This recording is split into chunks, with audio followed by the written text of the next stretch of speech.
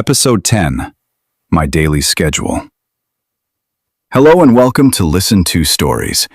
This is a simple story for English learners. Today our character is Adam, and his story is about his daily schedule. Listen carefully and enjoy the story. My name is Adam, and today I want to tell you about my daily schedule. I am a very organized person. I like to plan my day, and I like to follow my plan. Some people think this is boring, but I think it is wonderful. When you have a good schedule, your day goes smoothly, and you feel in control.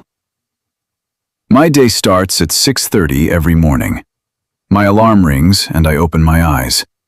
I do not press snooze. I never press snooze. I sit up in bed, I take a deep breath, and I say to myself, "Good morning, Adam. Let's have a good day." The first 30 minutes of my day are for me. I do not check my phone. I do not read emails. I do not think about work. These 30 minutes are quiet time.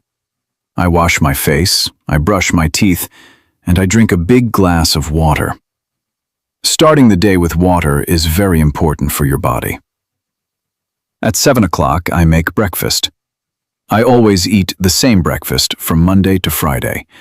2 eggs, 2 pieces of bread, and a cup of coffee.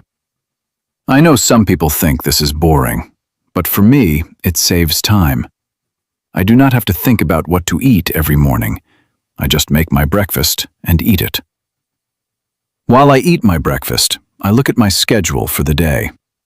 I have a small notebook where I write all my plans. I look at my notebook and I think, okay, what do I need to do today? This takes only 5 minutes, but it helps me a lot. At 7:30, I leave my house. I walk to the bus stop and I wait for the bus. The bus comes at 7:45. While I wait, I listen to an English podcast on my phone. I always use this time to learn something new.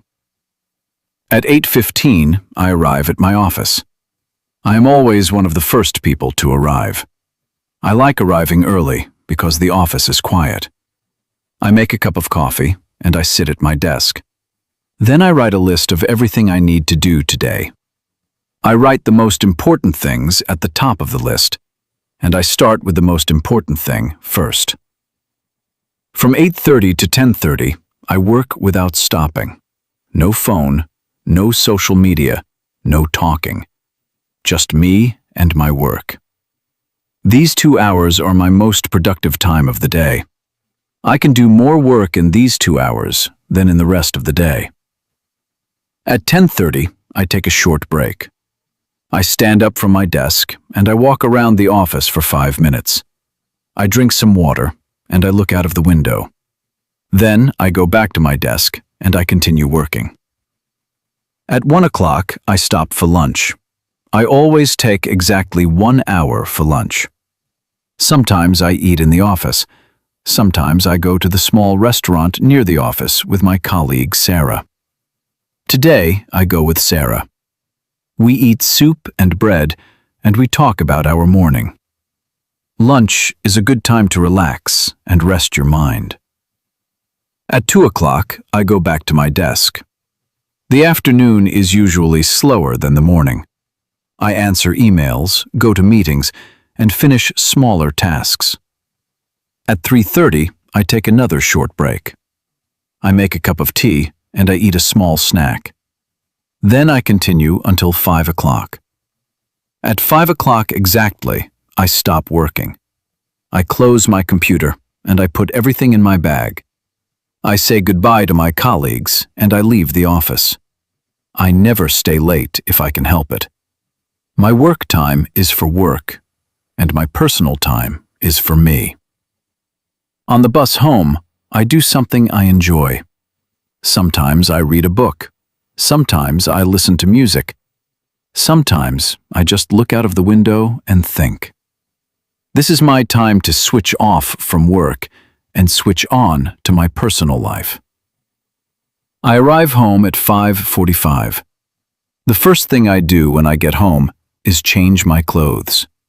I take off my work clothes and I put on something comfortable. Then I feel like a different person. Work Adam is gone.